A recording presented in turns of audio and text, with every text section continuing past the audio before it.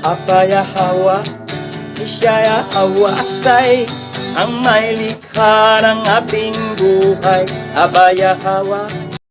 Bawa kwartawab shalanawa, Bawang wartawab siya nawa.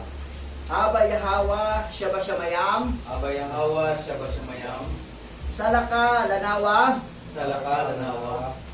Al Kataa Yanawa, Al kataay nawa. Watawada Lak Al Damak, Watawag. Shashatap at Kataa Yanawa, Siya tatap. Kal Halal Hawad La Abaya Hawa Al Hayam, Kalhal awad la. Abayang awa alayam. Bahasa Masyayak Tihawashay, Bahasa masaya kawasya. Bahasam Raw Kakadas, Bahasa umraw katatas. Yaman! Yaman. Ngayon, nandito na tayo sa chapter 54. Ihati ko to, mayroong part 1, sa sunod sabat, part 2, dahil ang chapter 54, mayroong 110 verses. So yung kalahati ang talakay natin, at sa sunod sabat ang kalahati. Kasi pag idiretso natin, maabutan tayo ng gabi. Sobrang haba. Okay. Diretso na tayo. Basa. Ang aklat ni Jaser, Kabanata 54, verse 1 to 110. At nang makita ni Huda ang mga pakikitungo ni Joseph sa kanila, ay nilapitan siya ni Huda at binuksan ang pinto. At naparoon nakasama ang kanyang mga kapatid sa harap ni Joseph. At sinabi ni Huda kay Joseph, huwag nawang mabigat sa paningin ng aking kamahalan, dahil sinasamo ko sa iyo na magsalita ang iyong lingkod ng isang salita sa harap mo. At sinabi ni Joseph sa kaniya, magsalita ka. At nagsalita si Huda sa harap ni Joseph. At ang kanyang mga kapatid ay nandoon na nakatayo sa harap nila. At sinabi ni Huda kay Joseph, tunay na nang kami ay unang dumating sa aming kamahalan upang bumili ng pagkain. Itinuring mo kaming mga tiktik sa lupain. At dinala namin si Benjamin sa harap mo. At tinutuya mo pa rin kami sa araw na ito. Okay. Ito yung nangyari. Yung nakaraang sabat ay dinala ni Joseph si Benjamin sa loob ng bahay. Ngayon, ito si Huda, talagang porsigido siya dahil siya ang managot sa kanyang ama si Israel. Managot siya kung hindi makasama si Benjamin pa uwi. At sabi niya, papasanin niya ang kasalanan magpakailanman. Na kailangan madala talaga niya mabalik si Benjamin dahil hindi na pumayag si Joseph na isama na si Benjamin dahil nagnakaw daw ng kupa. Pero alam ni Benjamin, drama lang nila yon. Dahil alam ni Benjamin na itong pangalawang hari sa Egypt, kapatid niya, si Joseph. Pero itong 10 kapatid nila, wala pang alam. Akala nila, Egyptian talaga si Joseph. Kasi hindi naman Joseph pangalan niya doon may iba siyang pangalan Ngayon, pumasok sila. Mabuti naman, pinasok siya sa loob at kinausap. Talagang posigido si Judah dahil siya ang managot Yari siya doon sa kanyang ama. Baka sanhit pa na ikamatay ni Israel pag hindi makasama si Benjamin pabalik. Ito. Tuloy. Ngayon pakinggan mo ang aming kamahalan, ang aking mga salita, at iniutos mo na sumama sa amin ang aming bunsong kapatid, kahit labag sa kalooban ng aming ama. Baka mapahamak siya tulad ng nangyari kay Joseph. Hindi mo ba nalalaman kung ano ang ginawa ng dalawa sa aking mga kapatid? Si Simeon at si Levi, sa bayan ng Shechem, at sa 7 bayan ng mga Amoreo, dahil sa aming kapatid na si Dina. At gayon din ang aming gagawin alang-alang sa aming kapatid na si Benjamin. At ako kasama ng aking lakas na higit na dakila at mas makapangyarihan kaysa sa kanilang dalawa, ay darating sa araw na ito sa iyo at sa iyong lupain. Kung ayaw mong ipadala sa amin ang aming kapatid na si Benjamin. Grabe, nagbanta na. Eto ha, ito talaga ang medyo problema ni Joday. Yung una, medyo nahirapan siya na makasama si Benjamin papuntang Egypt. Pero ayaw talaga ni Israel isama. Talagang gumawa siya ng paraan na makasama. Sa wakas, nakasama. Pero ito namang pabalik, mas lalong mahirap. Mas lalong mahirap kung nahirapan siya na makasama si Benjamin papuntang Egypt. Ngayon, lalong mahirapan siyang makasama si Benjamin pauwi ng Kanaan. At sinabi na ni Huda na, tingnan mo si Simeon at saka si Levi, anong nangyari sa lungsod, sa syudad na Sikem? Matindi. Ang nangyari, kasi nandito sa amin si Yawa, si Alahayam. Ngayon, anong nangyari? Kapag hindi namin kasama si Benjamin, ganun din ang aming gawin dito sa lupain na to, sa lupain ng Egypto. Parang may pananakot rin, may ginawa ni Judah. Tuloy tayo ha. Hindi mo ba narinig kung ano ang ginawa ng aming alahayam sa Egypto? Dahil sa ginawa ni Paraon na kinuha si Sarah sa aming ina o na aming ina, na sinaktan siya ni Alahayam at ang kanyang sambahayan ng mabibigat na salot, na hanggang sa araw na ito ay isinasaysay ng mga Ehipsyo ang kababalagang ito sa isa't isa. Gayon ang gagawin sa iyo ng aming Alahayam dahil kay Benjamin na iyong kinuha sa araw na ito sa aming ama. At dahil sa mga kasamaang binabato mo ngayon sa amin, sa iyong lupain, sapagkat alalahanin ng aming Alahayam ang kanyang tipan sa aming amang si Abraham at magdadala ng kasamaan sa iyo, sapagkat iyong dinaghati ang kaluluwa ng aming ama sa araw na ito. Lalo na. Pinaliwanag ni Dinaghati. Judah, tingnan mo ang nangyari sa Egypt, yung pumunta si Abraham at saka si Sarah, nakunin ni Paraon si Sarah. Diba, nagkaroon ng salot, ang daming namatay. Ngayon, ito rin magyayari sa inyo, yung kunyuha mo, si Benjamin, na ayaw mo ipasama sa amin. Magkaroon din kayo ng matinding salot o mga masamang mangyayari sa syudad na ito, sa Egypto, sa bansang Egypto na ito. So, yan ang paliwanag ni Judah. Panakot talaga eh. Okay, tuloy tayo. Ngayon, pakinggan mo ang aking mga salita na sinasabi ko sa araw na ito sa iyo, at ipasama mo sa amin ang aming kapatid upang kami ay aalis na. At kung hindi ka pumayag, baka ikaw at ang mga tao ng iyong lupain ay mamamatay sa pamamagitan ng tabak, sapagkat hindi kayong lahat ay makakapanalo sa amin. At sinagot ni Joseph si Judah na sinasabi, bakit mo ibinubuka ang iyong bibig at bakit mo ipinagmamalaki ang sarili ninyo? Buhay si Paraon kung utusan ko ang lahat ng aking magigiting na lalaki na makipaglaban sa iyo. Tiyak na ikaw at ang iyong mga kapatid na ito lulubog sa burak. Ayan. Nagtagisan sila ngayon. Away na to. Away na to eh. Bakbakan. Sa mga salita pa lang. Sabi niya, dahil hindi mo ibigay sa akin, isama sa amin si Benjamin, ay mangyayari sa inyo. Itong lugar ninyo ay mangyayari at mamatay ang mga tao dito sa Egypto. Ngayon sabi naman ni Joseph, huwag ipagmalaki yung sarili. Dahil itong makapangyarihan niyang mga lalaki, ay talaga kayo ibabagsak kayo sa purak. Hindi, putik yung mga... Oo, sa putik. Burak na eh. Oo. Basang putik na eh. Grabe. Purak yung talaga ito sa original.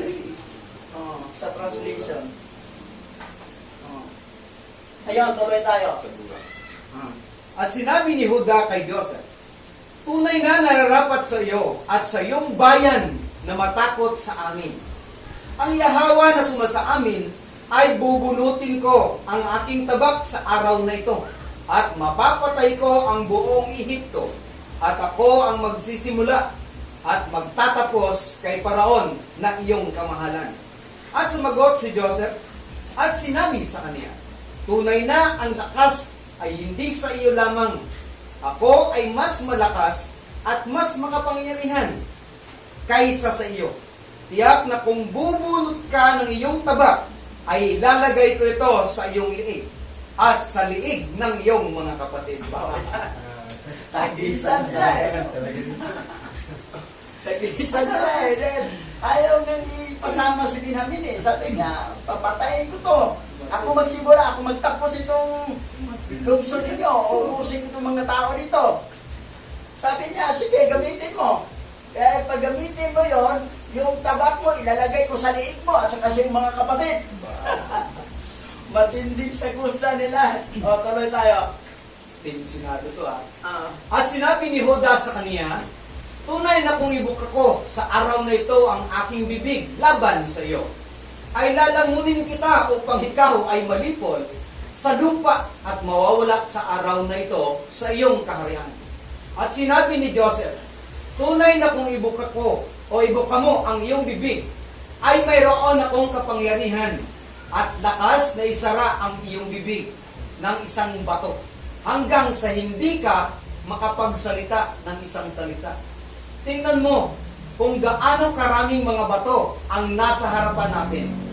Tunay na maaari akong kumuha ng isang bato at ihagis ito sa iyong bibig at mabali ang iyong mga panga. At sinabi ni Juda, ang alahayam ay saksi sa amin na hanggang ngayon ay hindi namin iniaalis o ninais na makipaglaban sa iyo. Ibigay mo lamang sa amin ang aming kapatid at kami ay aalis sa iyo.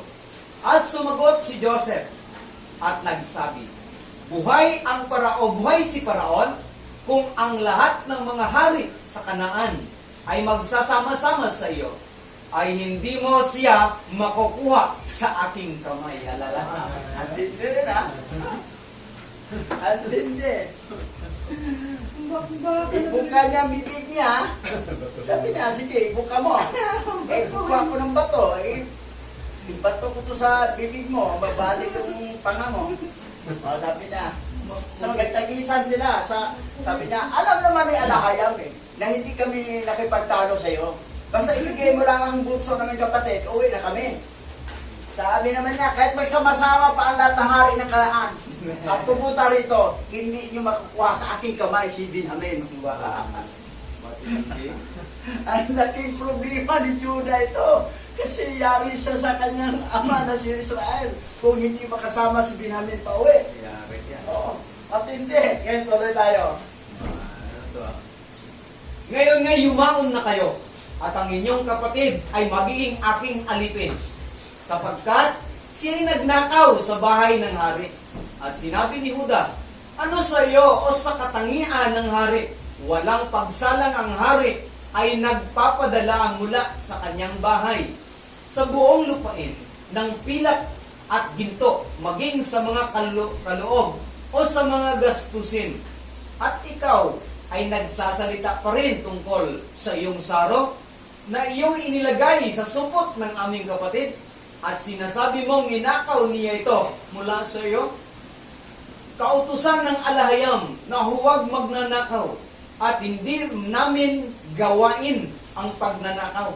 Si Benjamin o sinuman sa mga binik ni Abraham ay hindi nagnakaw mula sa iyo o mula sa sinumang iba pa, maging hari, prinsipe o sinumang tao. Ayan. Nilinaw ni Judah, may batas si Yahweh, Alahayam, na bawal magnakaw. Hindi kami magnanakaw. Hindi si Benjamin nagnakaw. Ilagay mo lang sa kanyang sako para mapagbintangan. Huli din yan. Huli din siya. Kasi yung pag-uwi kasi nila, sinakta nila si Benjamin. Baka nagsabi na, oh, punog na ako, bawal sa atin yung mga Hebrew. Eh.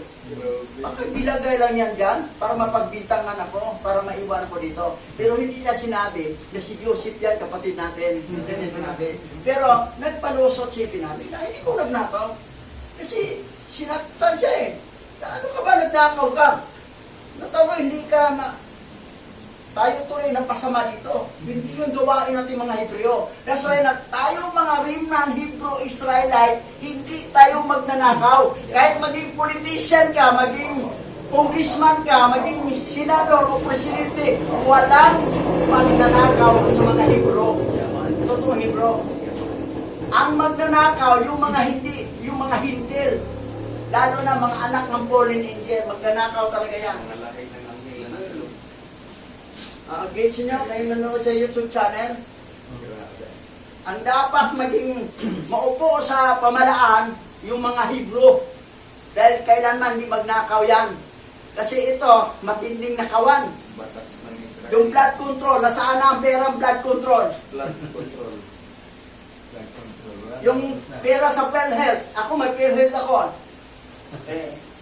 Zero balance. Hindi. Zero balance na wala na budget. Hindi, tuloy ako makapag dahil wala ng budget ang PhilHealth. Pero member ako ng PhilHealth.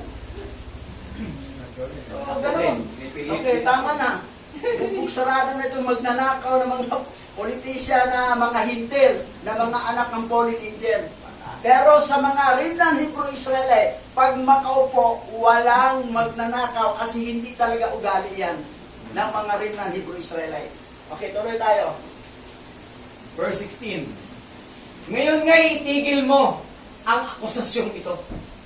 Baka marinig ng buong lupa ang iyong mga salita na magsabi, na nagsabi o na magsabi, sa kaunting pila ay nakipagtalo ang hari sa Ehipto sa mga anak ni Israel. At kanyang inakusahan sila at kinuha ang kanilang kapatid na maging alipin.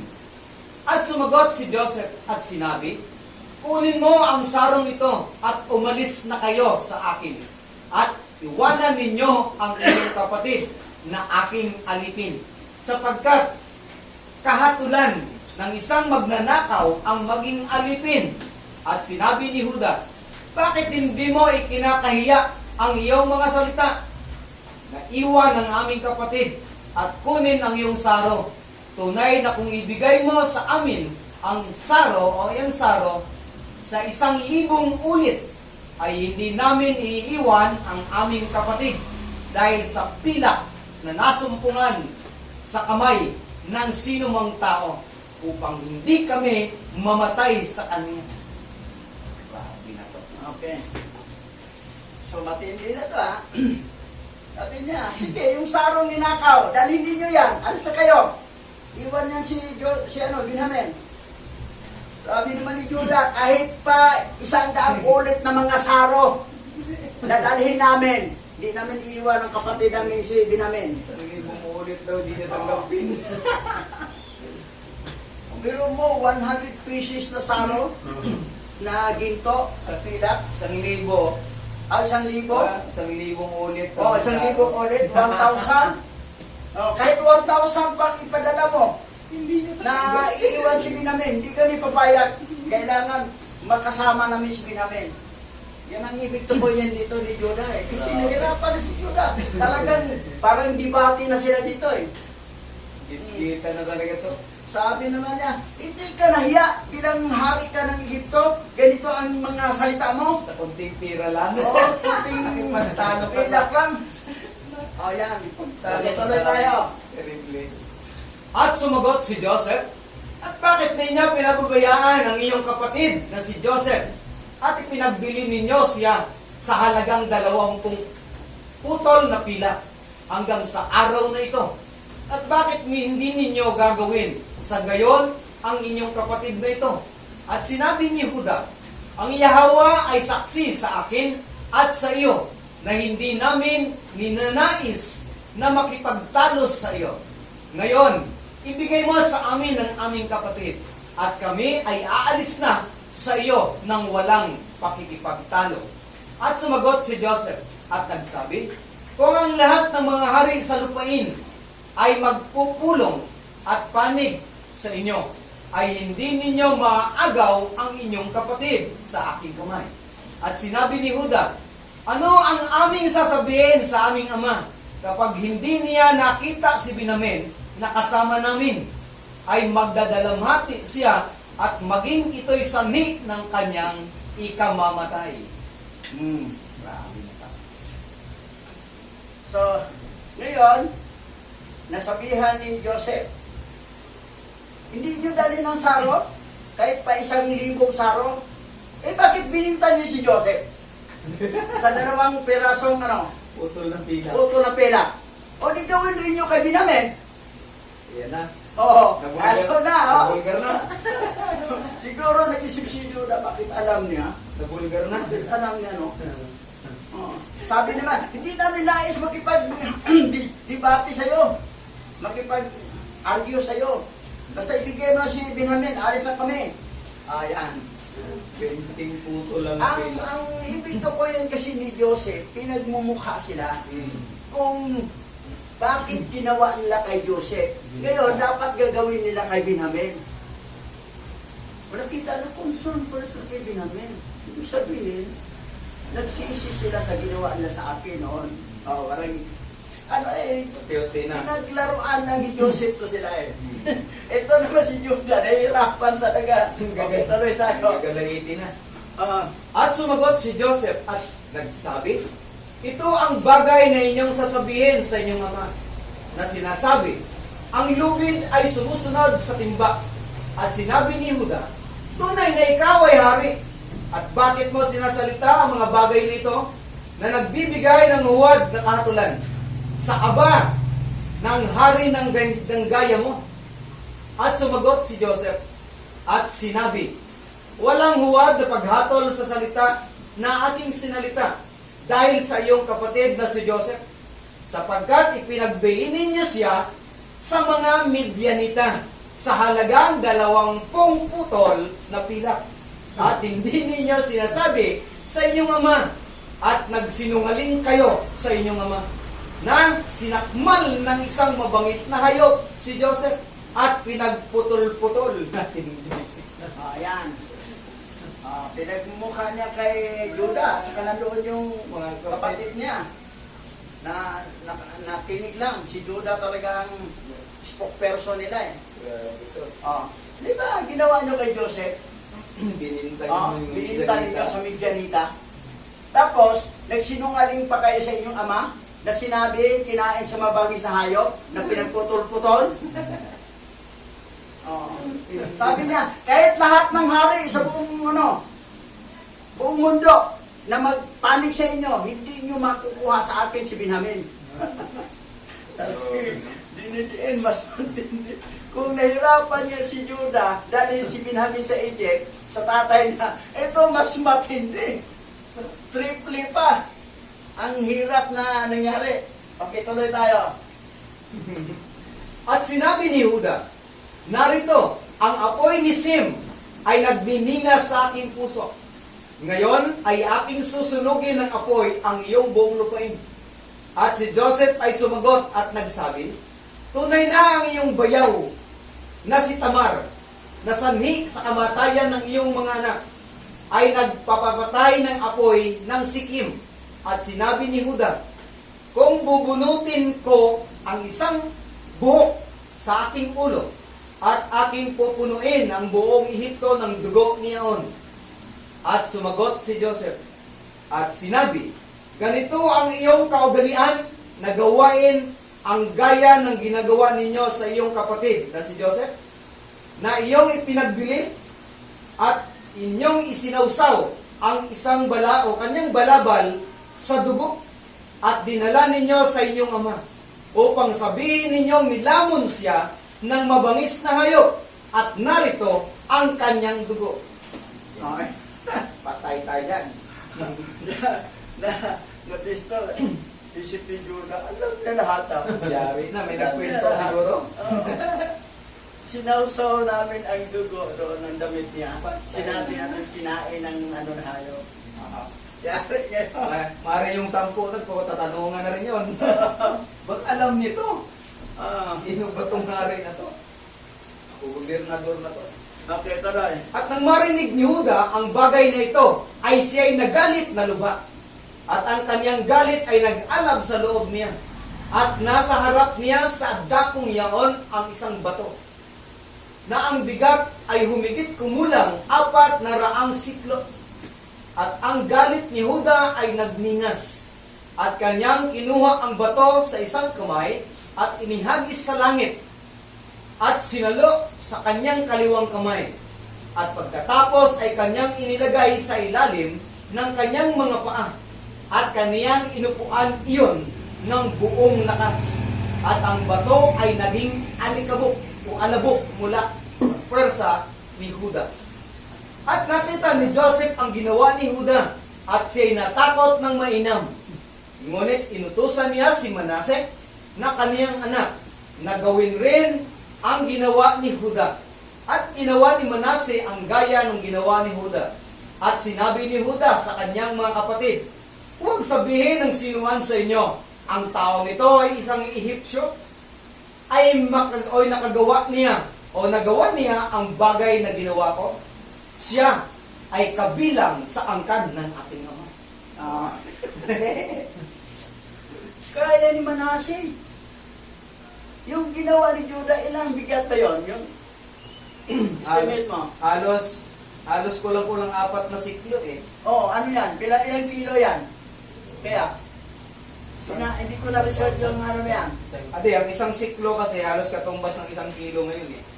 Mga 40 kilos? 40 kilos. Oo. Kulang-kulang sa sakong bigas. Oo. 50 kilos. Inagis isang sa kanang kamay, sa langit. Tapos sinabo sa kaliwang kamay. Tapos gilagay, giupuan niya. Durog! Durog ang bato na parang naging Alabok. alabok. Naging Alikabok. buhang alikabok. Alabok. Ganun katindi. Pulbos. Medyo natakot si Joseph na mainam. Matindi pala ito. Kasi kung magaling si Simeon at saka si Levi, Magaling mas Judah. lalong magaling to si Judah. Pero nagawa rin ni Manase. Ay, mas matindi si Manase. Wala pang pakikipaglaban yun. Binata pa yun eh. Oo.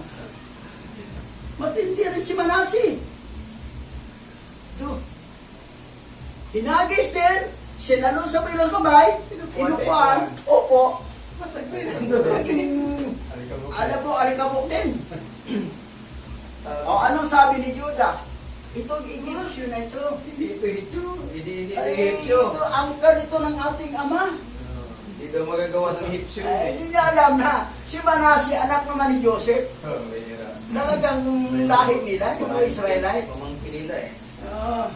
Pero ang akala kasi nila, Egyptian, si Joseph at saka si Manase. Pero hindi nila alam na kalahi nila yon. O yan, ang tindi. Ang tindi itong, kung malakas si Judah, kapantay rin sa Kapantay lakas si ni Manase. Manase. Kapantay si Manase kasi hindi naman magagawa kung hindi madurog din yung... Kaso nila nga, ano sa Manase pala to, malakas magaling. Grabe. Ewan ko si Manny Pacquiao, baka may lahing Manase yan. Oo. Kung Lang, hindi daw wala lang na ano sa kanya, ang nga nandun pa rin siya sa Babylon yan. Maakali. Oo, paniwala.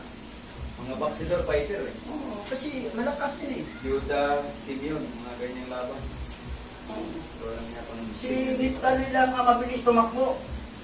Ang daan ng paa, mas mabilis pa siya sa kusay. Halos katumbas. Okay, tuloy tayo. At sinabi ni Joseph, hindi lamang sa iyo ang ibinigay na lakas, sapagkat kami ay mga may kapangyarihang tao. At bakit mo ipagmamalaki sa amin ang iyong lakas? At sinabi ni Huda kay Joseph, isinasamo ko sa iyo na ipadala mo sa amin ang aming kapatid, at huwag mong sirain ang iyong lupain sa araw nito. At sumagot si Joseph at sinabi sa kanila, magsiyao na kayo at sabihin ninyo sa inyong ama, nilamon siya ng isang mabangis na hayop, gaya ng sinabi ninyo tungkol sa iyong kapatid na si Joseph. Ayan ha. Oh, yan. Siyaw na kayo. Sabihin ninyo na kinilamo na kayo. Huwag na sinungaling. Oo. Sinungaling ka dati. Ulitin niyo ulit. Parang ganun lang. Kasi pinagmumukha talaga ni Joseph sila. Kaya ang tindi naman hirap ni Joseph nun. Nilaglag si Joseph sa ano? Araw-gabi Sa nagmamakaawa. hukay. Araw-gabi nagmamakaawa yun. Oo, Sigaw. kumakawa. Hindi talaga nila, ano. Tapos ganun lang sabihin na nilamo ng hayop. Gawin rin nyo kay Binamin. Binamin mo. Kasi pareho sila nanay eh. Pareho tatay, pareho nanay. Kayo, isa lang sa tatay tayo, pero magkaiba ang nanay. Tatlo nga na yun. Pero hindi alam Si nila kasi Joseph. si Joseph yun. Kasi iba ang pangalan doon eh. Ang akala na Egyptian talaga si Joseph. Binago pangalan ni Joseph. So, tuloy tayo. At si Huda ay nagsalita sa kanyang kapatid na si Neptali. At kanyang sinabi sa kanya, magmadali ka, yumaon ka ngayon, at bilangin mo ang lahat ng mga lansangan ng Ehipto. At pumarito ka at sabihin mo sa akin. At sinabi ni Simeon sa kanya, huwag mong ipahamak ang bagay na ito. Ngayon, paroroon ako sa bundok at kukuha ako ng isang malaking bato mula sa bundok at papatayin ko sa bawat isa sa Ehipto at papatayin ko ang lahat ng nandoon. At narinig ni Joseph ang lahat ng sinalitang ito na sinasalita ng kanyang mga kapatid sa harap niya. At hindi nila nalaman na naintindihan sila ni Joseph sapagkat kanilang inaakala na hindi niya alam na magsalita ng Hebro.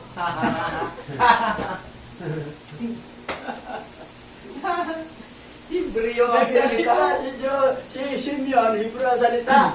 Kausap niya yung mga kapatid niya. Ang akala niya hindi matindihan ni Joseph.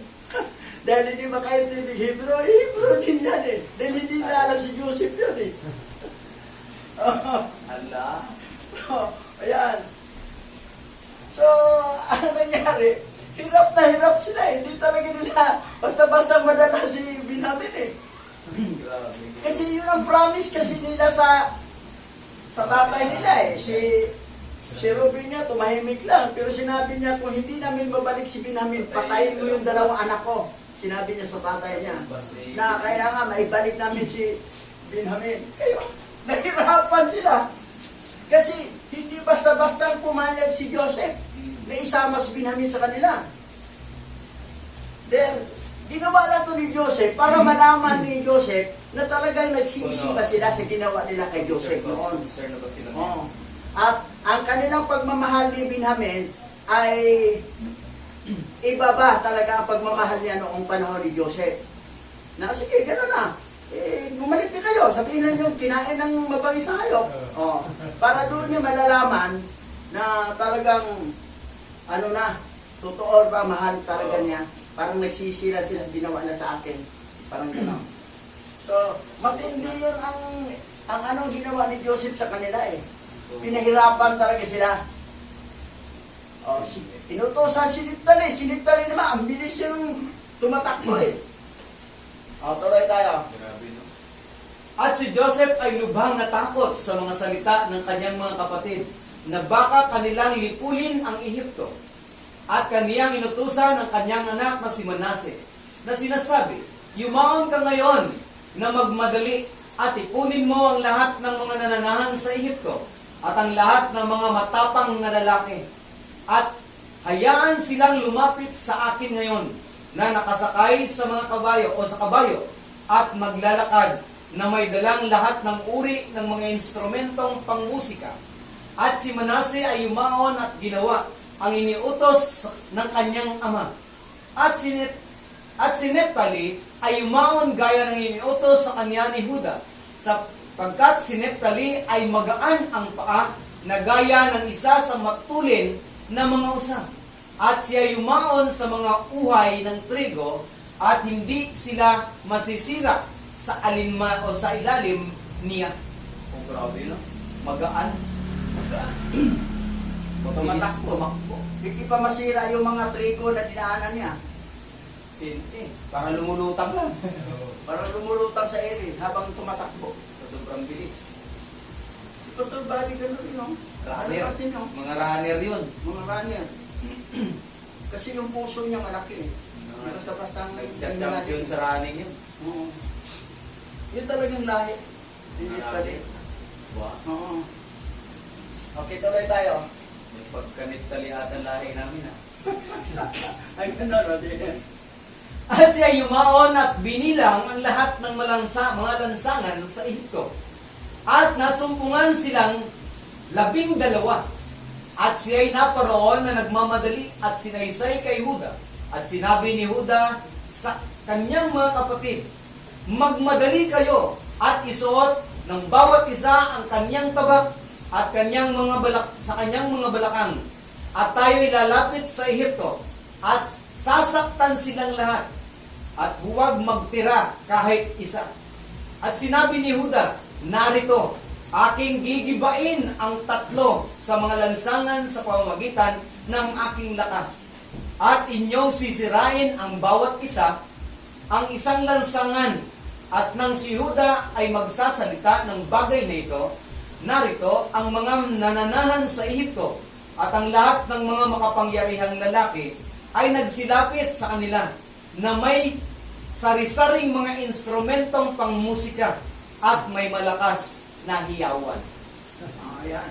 Train up na sila doon. Nadala ni Manasi yung buong bayan ng Egypt. Yung mga Egyptyo. May instrumento, lahat, kumpleto. Yung mga tao rin ng mga armado. So, ito ngayon. Sasalpukan ito ngayon. Tuloy. At ang kanilang bilang ay 500 mga ngabayo at 10,000 mukbong lakad at 400 lalaki na maaaring lumaban ng walang espada o sibat sa pamamagitan lamang ng kanilang mga kamay at lakas. At ang lahat ng mga kapangyarihang lalaki ay dumating na may malaking unos at hiyawan. At sa kanilang lahat ay pinalibutan ang mga anak ng Israel at sinindak sila. At ang lupa ay nayanig sa ingay ng kanilang hiyawan. At nang makita ng mga anak ni Israel ang mga hukbong ito, ay labis silang natakot sa kanilang mga buhay. At ginawa ito ni Joseph upang takutin ang mga anak ni Israel upang tumahimik. Nagtakutan sila. Kunda, ano to? Takutan. Pero mo ha, mayroon pang ibang walang armas na kamay lang ilabanan. Parang martial art, magaling sa karate, taekwondo. May armas din at mayroon pang kabayo. Mga eskrimador yung 1,000 na yun Oo, doon lahat. So, parang natakot din ang mga anak ni Israel eh. 10,000 bisa pang dami. Oo, 10,000. Tapos, ang nangyari, ginawa lang ito ni Israel para takutin ang mga kapatid niya. Grabe, no? At At si Huda, nang makita ang ilan sa kanyang mga kapatid na natakot, ay nagsabi sa kanila, bakit kayo nakakatakot? Samantalang ang biyaya ng Alahayam ay sumasa atin. At nang makita ni Huda na ang buong bayan ng Ehipto ay nakapaligid sa kanila sa utos ni Joseph, natakutin sila. Si Joseph lamang ang nag-uutos sa kanila na sinasabi, huwag ninyong hawakan ng sinuman sa kanila. Pagkatapos, si Huda ay nagmadali at binunot ang kanyang tabak at bumigkas ng isang malakas at mapait na hiyaw. At siya ay humampas ng kanyang espada at siya ay lumundag sa lupa at siya ay nagpapatuloy pa rin sa pagsigaw laban sa lahat ng mga tao. Oh, yan. Yan na. Parang Susugod labanan na to. Pero sinabi naman ni Joseph sa kanyang mga tao na huwag niyo siyang galawin. Iyan mo lang. Parang pananakot lang. Pero yung mga nakita ni Huda, ang mga kapatid niya natakot. Bakit kayo natakot? Nasa atin ang Yahweh. Biyaya na. Oo, nasa biyaya ni Yahweh. Hindi. Kinuha niyang tabak, lumundag siya. Merata na. Kasi hindi nga pwede hindi na masama si Binamedel. siya ang pumasan sa kasalanan magpakailanman. Yun ang promise niya kay Israel sa tatay niya So, kailangan talaga. Ito naman si Joseph, talagang pinahirapan talaga niya ito. Kasi kung gaano pinahirapan siya noong panahon na pinahirapan siya, sige, ngayon, pabor ko na to, magtiis kayo ngayon, mahirapan kayo sa akin. Parang ito yung ganti ni Joseph Pinantihan niya talaga.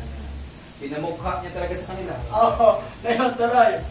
At nang gawin niya ang bagay na ito, ay inalis ni Yahweh ang takot ni Huda at sa kanyang mga kapatid, at ang mga baga, at ang mga magigiting na lalaki, at sa lahat ng tao na nakapaligid sa kanila.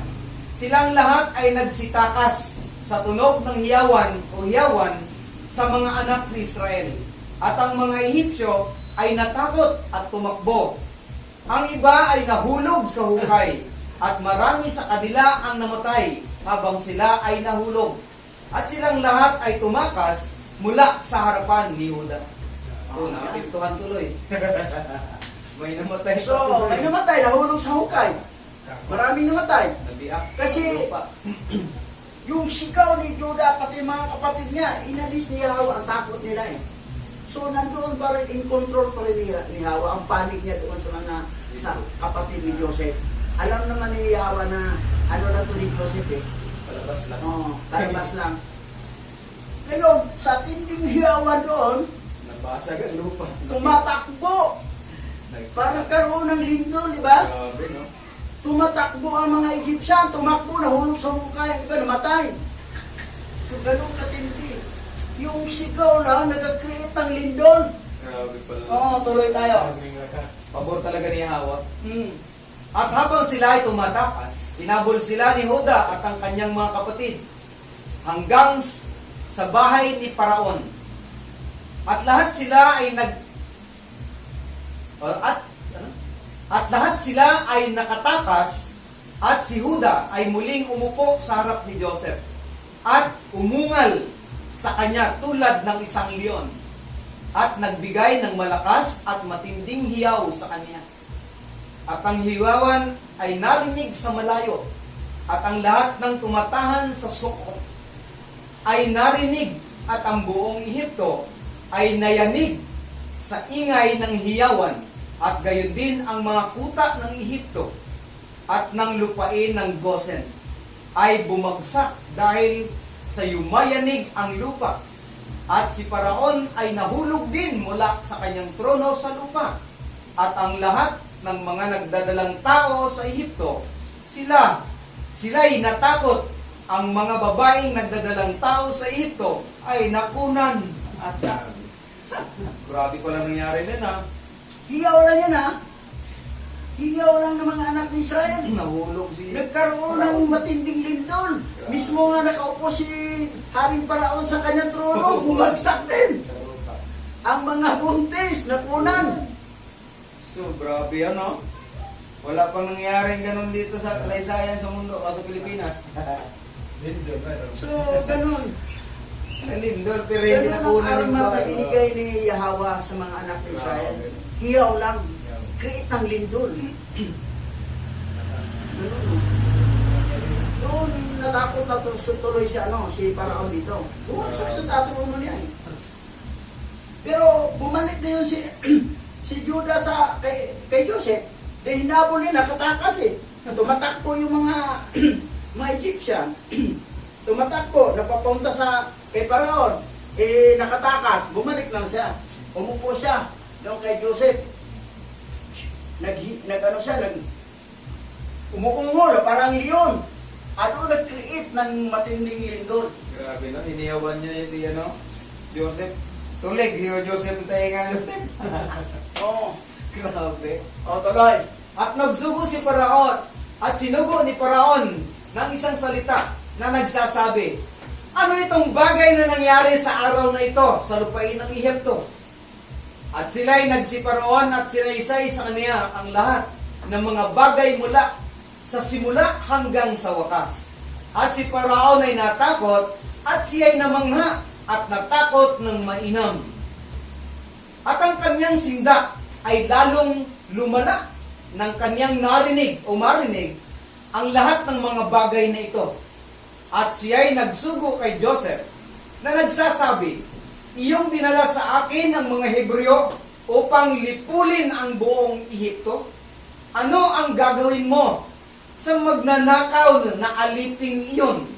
Paalisin mo na siya at pabayaan mo siyang yumakaw na kasama ng kanyang mga kapatid at huwag tayong mapahamak sa kanilang kasamaan. Sa makatuwid bagay kami, ikaw at ang buong Ehipto. Oh, yan. Sabi niya, Pagayain mo lang. nalaman ni Paraon lahat ang ito mangyari. Oh, nagpautos siya na sabihin mo kay Joseph na ipauwi na yan, paalisin na yung nagnakaw ng ano mo. Huwag mo nang pilitin para wala tayong gulo dito. Malilipol tayo. Mga tauhan natin, pati ikaw, ako, pauwi niyan. Isama na yan sa mga kapatid niya. Kasi yun ang dahilan kung bakit nagagalit itong mga Hebrew eh. Pasaway. Tapos, ito pa, may karugtong pa. Mas matindi. Sige. At kung ayaw mong gawin ang bagay na ito, itakwil mo na. Itakwil mula sa iyo ang lahat ng aking mahalagang bagay at sumama ka sa kanila sa kanilang lupain. Kung ikalulugod mo ito, sapagkat sa araw na ito ay wawasakin nila ang aking buong bansa at papatayin ang lahat ng aking mga tao, maging ang lahat ng kababaihan ng Ehipto na nabuntis ay nakunan dahil sa pamamagitan ng kanilang mga hiyawan. Tingnan mo kung ano ang kanilang ginawa sa pamamagitan lamang ng kanilang pagsigaw at pagsasalita.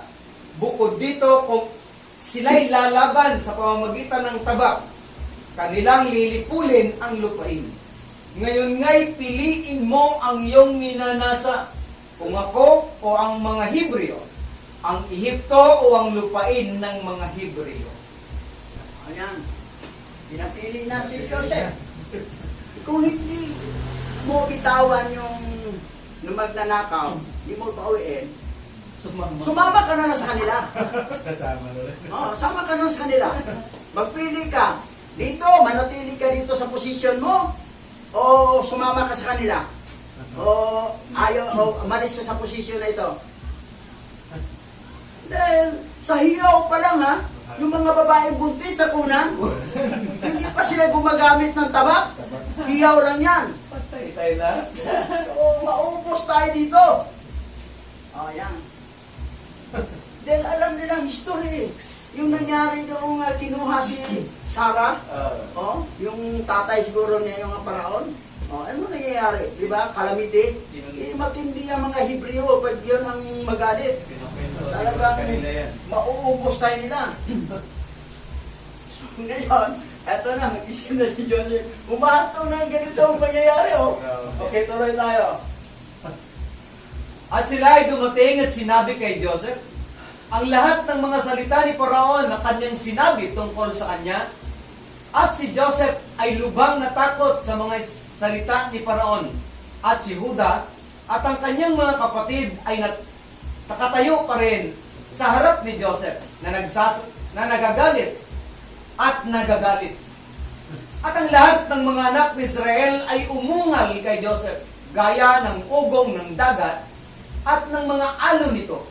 At si Joseph ay labis na nakatakot sa kanyang mga kapatid. At dahil kay Paraon, at si Joseph ay naghanap ng dahilan upang maipakilala ang kanyang sarili sa kanyang mga kapatid. Baka kanilang malipol ang buong Ehipto.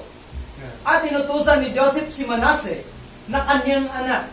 At si Manase ay umaon at napilitan o nilapitan si Yehuda. At ipinatong ang kanyang kamay sa kanyang balikat. At ang galit ni Yehuda ay natigil.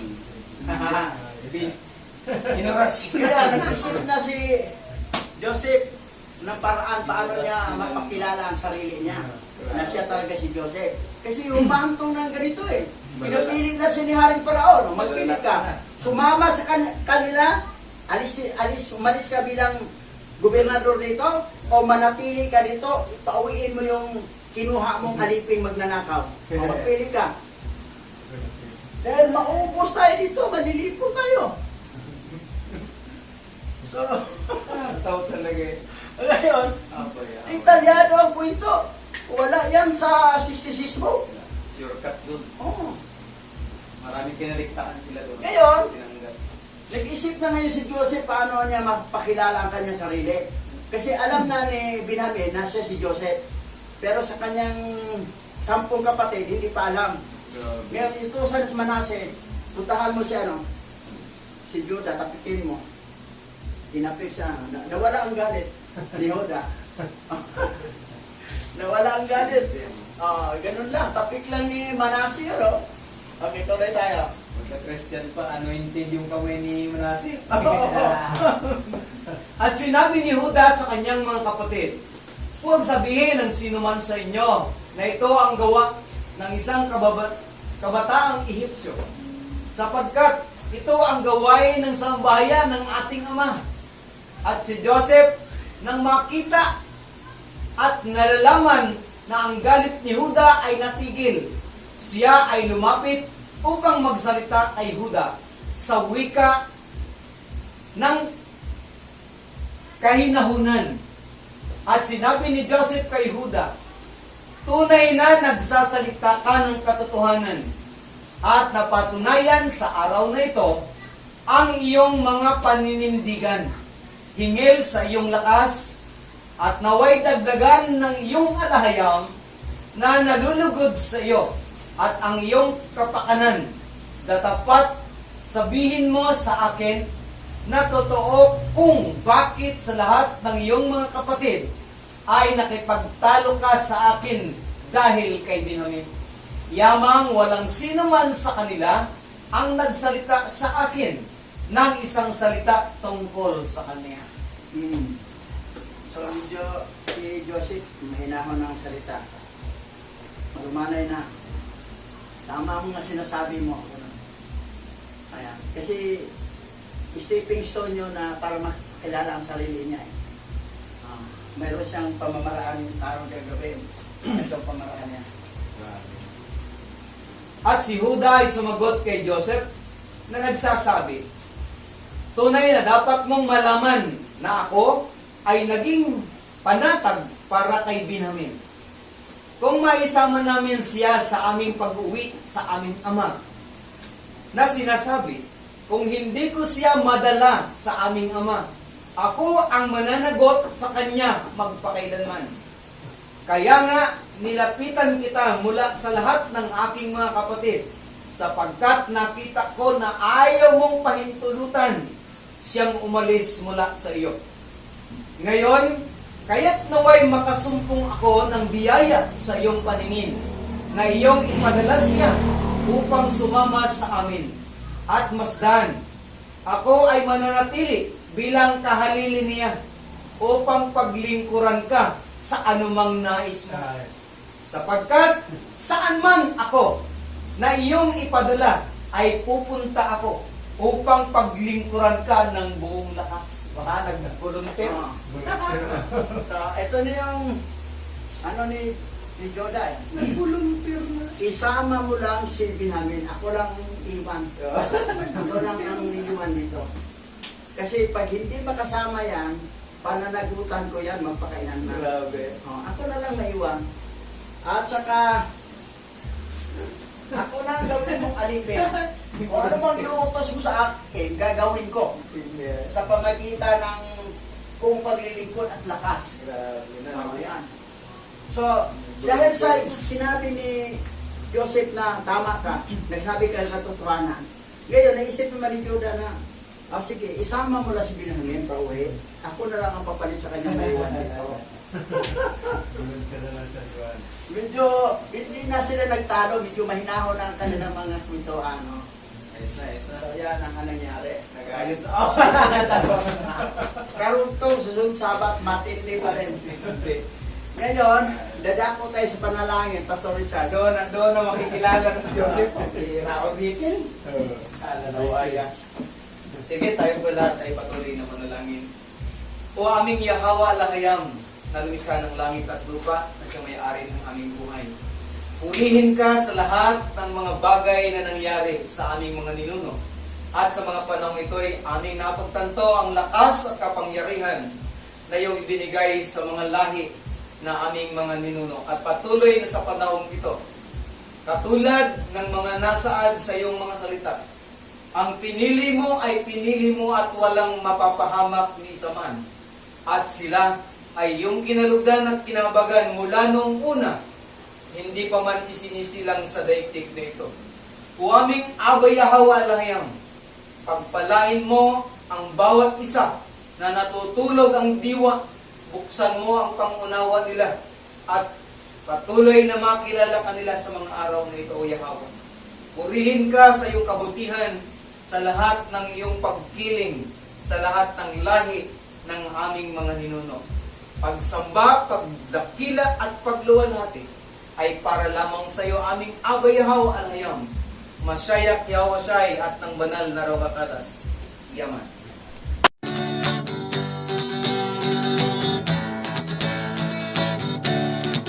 Abba Yahawa, Isya Yahawa Asay, ang may likha ng ating buhay. Abba Yahawa,